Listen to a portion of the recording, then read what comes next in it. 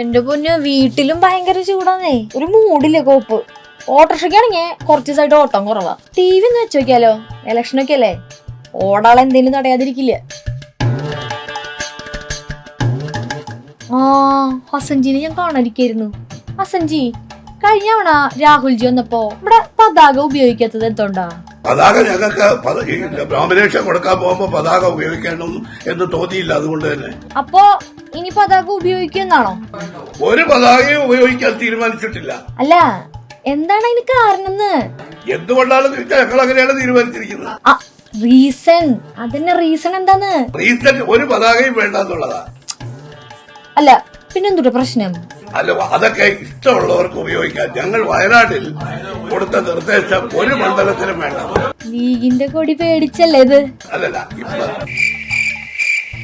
അല്ല, അപ്പൊ ഈ പതാക ഉപേക്ഷിക്കൂ? അതിന് ഉത്തരം നിങ്ങൾക്ക് തന്നെ സ്വയം തീരുമാനിക്കാം. തീരുമാനം ഇപ്പൊ ഞങ്ങൾ എടുക്കണം. ഞങ്ങളെടുത്ത തീരുമാനത്തിലേക്ക് ഞങ്ങളെ നയിച്ച കാരണങ്ങൾ ഞങ്ങൾക്ക് വിശദീകരിക്കാൻ ബാധ്യതയില്ല.